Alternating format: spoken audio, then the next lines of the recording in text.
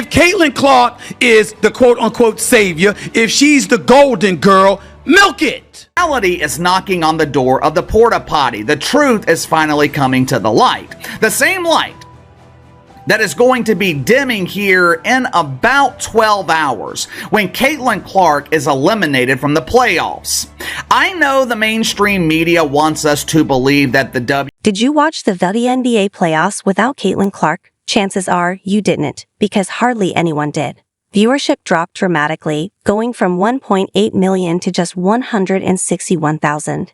Ratings for Game 1 have got to be disappointing for Kat Engelbert and the WNBA front office.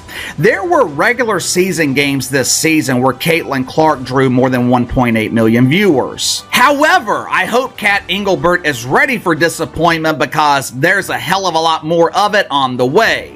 There were 3 other games in the WNBA on Sunday night. That's not just a small drop, it's a huge plunge. Now, people are asking, is the WNBA in real trouble without its rising star? Caitlin Clark is clearly a catalyst for a business that was, and let's be honest, Caitlin to some degree financially saved the WNBA. It was hemorrhaging money for years. Some people get famous on art. Let's take a moment to talk about Clark. She didn't just enter the scene, she completely changed the game. Merchandising sales to new sponsorships to television ratings absolutely going through the roof to attendance to sellouts at basketball games to all-star games with record attendance both in person and on television. It is safe to say, North America, that the Caitlin Clark effect has taken over the WNBA at this point. The Indiana Fever went from being overlooked to playoff contenders, all thanks to Clark. Can you imagine going from being unknown to a star so quickly? But here's the worrying part. Without Clark, the WNBA is facing empty seats and TV ratings that will make you cringe. WNBA ratings are embarrassing without Caitlin Clark. 0 games have sold out in the playoffs. Outside of Caitlin Clark, there was not a single game that eclipsed 500,000 viewers. Hell, they weren't even close to doing that. Once she is eliminated, It's like the show's over and everyone's left. So now we have to ask, is the WNBA relying too much on one star? And what happens if that star goes away? Stick around because we're about to explore why this is such a big deal for women's basketball. Remember when the Indiana Fever was just another team? Now, they're playoff contenders, and it's all because of one player. This woman is box office, plus she can play. And the combination of the two would ultimately... But here's the twist. Caitlin Clark isn't just transforming her team. Let's put this in its proper perspective. When I think about Caitlin Clark, the operative word that comes to my mind is gratitude. It's not just breaking records. She's setting new standards, dropping at least 25 points, grabbing 5 rebounds, and dishing out 5 assists. That's a whole new level of greatness. Looking at some of the numbers here, when we talk about league attendance, the Indiana Fever, all right, with Caitlin Clark, led the league in attendance both home and on the road. Fever averaged 17,000. At the end of the day, after completing her rookie season, here's what Caitlin Clark has achieved. The most points by a point guard in a season in WNBA history. The most double-doubles by a rookie guard. The most points by a rookie. The most assists by a rookie. The first rookie to record 2 triple-doubles. And the first triple-double by a rookie ever in the WNBA. And it doesn't stop there. It gets even crazier. See that. We see the capability on the basketball court. She can shoot, she can handle, she certainly can pass, okay? I look at it from that standpoint and I say mad respect. Are there other players in the WNBA? Throughout the entire playoff series, Clark averaged 18 points, 5 rebounds, 8.5 assists, 2 steals, and 1 block per game. You know who else has put up numbers like that in the playoffs? Nobody. Not a single player in WNBA history. This is Michael Jordan level stuff, folks. Now, you might be wondering, great stats, but what does this mean for the league? Let me paint the picture for you. At the end of the day, with her WNBA rookie season complete, let's see it. Most points by a point guard in a season in WNBA history. Most double-doubles by a rookie guard in WNBA history. Most points by a rookie in WNBA history. Most assists by a rookie in the history of the WNBA. First WNBA rookie to record 2 triple-doubles. First triple-double by a rookie in WNBA history. Before Clark, the Indiana Fever was the kind of team you'd forget even existed in the league. Now, they're a team everyone has to watch. More assists in a game. How about that franchise record for most career 10 or more assists in a game? Fastest WNBA player to reach 100 three-pointers. She did it in 34 games. Most assists by a rookie in a WNBA All-Star game, for which she received the most fan votes ever. 700,000 of those.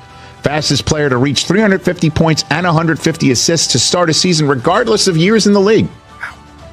That's not a rookie record. That's just a record for anybody. Clark didn't just make the team better. She turned them into playoff contenders overnight.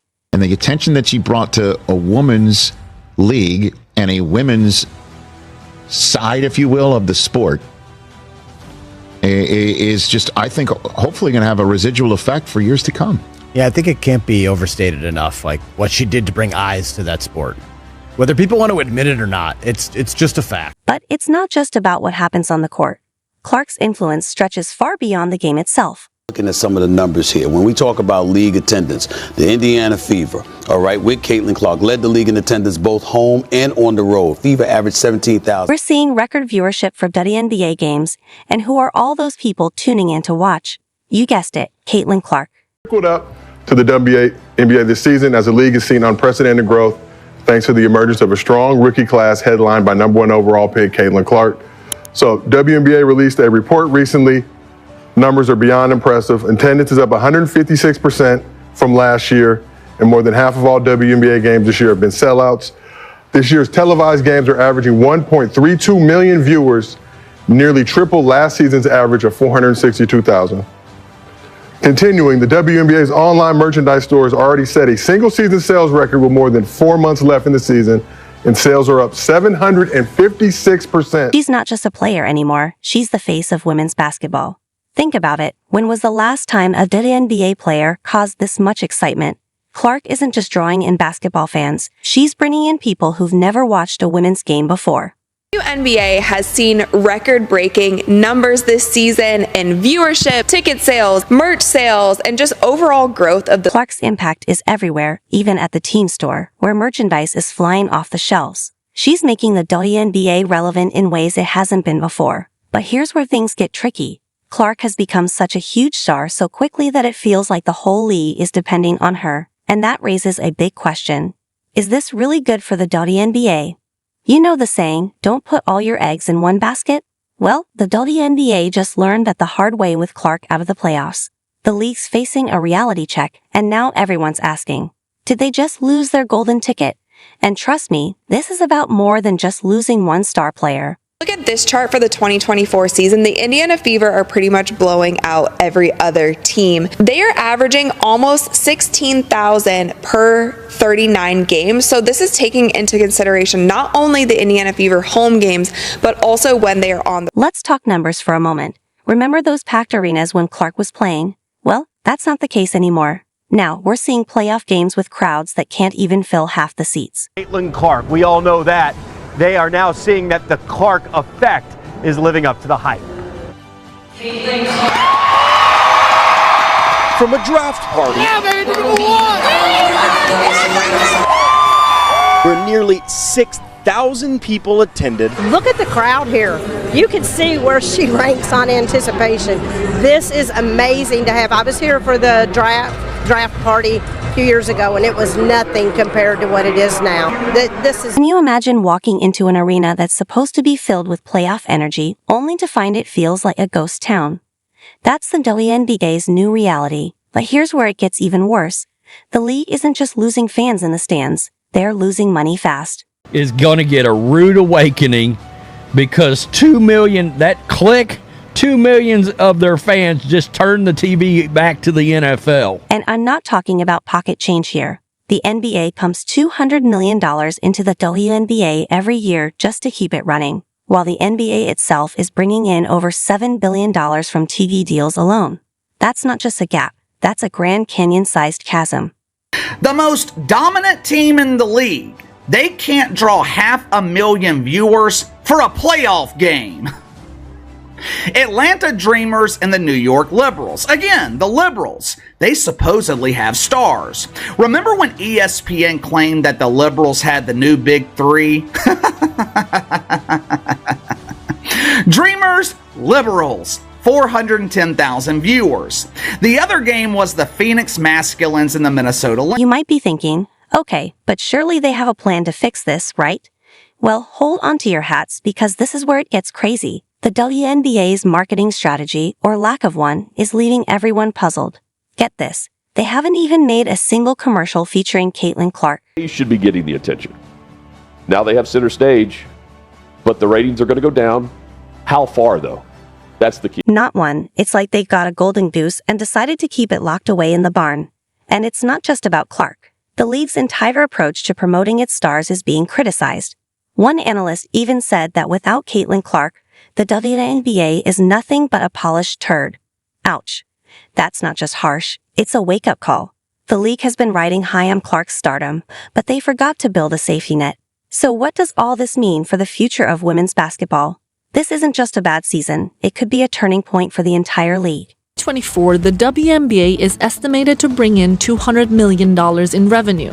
Just for comparison, the NBA is expected to earn $13 billion. The WNBA has historically lost around $10 million per season. Not one. It's like they got a golden goose and decided to keep it locked away in the barn.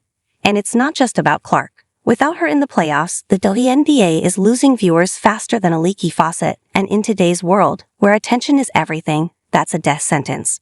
The league's entire approach to promoting its stars is under fire. One analyst flat out said that without Caitlin Clark, the WNBA is nothing but a polished turd. Ouch. That's not just harsh, it's a wake-up call. The league's been riding high on Clark's stardom, but they... Kelsey Mitchell on here instead of Caitlin Clark? The face of your entire league, you left off this promotional graphic. Again, Kelsey... Not one. It's like they've got a golden goose and locked it away. The WNBA without Clark in the playoffs is losing viewers fast, and in today's world, that's a death sentence. The league had a chance to use her star power to build up other players and create storylines for when she's off the court. Instead, they put everything on one player. The ratings are going to go down. How far, though? That's the key. And are they going to be pointing fingers and blaming Indiana Fever fans and Caitlin Clark fans whenever the ratings don't stay the same? You might be thinking, great, the WNBA is in trouble, so what's next? Well, get ready, because the solutions might surprise you. This isn't just a quick fix. We're talking about a complete overhaul that could change the game. First up, let's talk marketing. The WNBA's been riding the Caitlin Clark wave, but it's time to spread the love. Attendance numbers in New York and Las Vegas last night, they were the same as Sunday night. There has yet to be a sellout in the WNBA playoffs. They couldn't even sell out the 9,000-seat Mohegan Sun Arena in Connecticut for the playoff debut of Katie Rue. It was the closest they came to a sellout, but it's still... Now, you might be thinking, great, the WNBA is in trouble, so what's next? Well, get ready, because the solutions might surprise you. This isn't just about a quick fix. We're talking about a complete overhaul that could change the game. First, imagine a league where every player has their own storyline, their own fan base. Think rivalries that get people talking even when the big names aren't playing. She's coming in, and from a marketing standpoint, yes, have eyes on her, but don't put all your eggs in one basket. Because at the end of the day, we can't predict the future with her. They need to be out there scouting talent, developing skills, and building the next generation of superstars. Imagine a league where every team has a player who makes you go, wow, I can't believe what I just saw. It's time for the WNBA to stop relying on one player and start making stars all over the league. Knows that there were people on the ground pounding the pavement that were doing so much for women's basketball everywhere that deserve their But here's the kicker. None of this matters if the WNBA can't keep fans engaged. They need to create storylines that go beyond one game or season. It's about building team identities, creating rivalries, and giving fans something to root for even when their favorite player isn't at their best. And let's not forget about the money. This is why the league has to expand their vision, because you're going to get a lot of new fans that's coming. What about merchandise? What about partnerships with other brands? There's a whole world of opportunities out there, and the WNBA needs to start exploring them. Let's wrap this up. We've seen how the WNBA put all its chips on Caitlin Clark, and now they're paying the price, empty seats. But if you're not delivering the product and you're not making the revenue and you're not, giving people the entertainment that they want, then you're not going to make any money and your league is going to suck. Let's wrap this up. We've seen how the WNBA put all its chips on Caitlin Clark to build stars, create rivalries, and make every game an event. They can't just wait for the next Clark to show up. They need to get creative with marketing, enhance the in-person experience, and find new revenue streams. The league has to be ready with its infrastructure. The league has to be ready with its tech. The league has to be ready with its vision. Think bigger. Yes. I'm saying think bigger, Tarika, because I want to see some cattiness. Okay? I need entertainment. I'd literally rather watch. Caitlin, I just say put more marketing dollars and push behind some of the great players in the WNBA so that you can sustain this, and all of the focus, if you're saying Caitlin, and as Caitlin game is not where you thought it was going to be, you still have all these great players that you can push more. That's what I say. Let's wrap this up. We've seen how the WNBA put all its chips on Caitlin Clark to build stars. But here's the real question. Can the WNBA survive without relying on just one superstar? Or is this the beginning of the end for women's pro basketball? What do you think? Share your thoughts in the comments. Let's hear your game plan for saving the WNBA.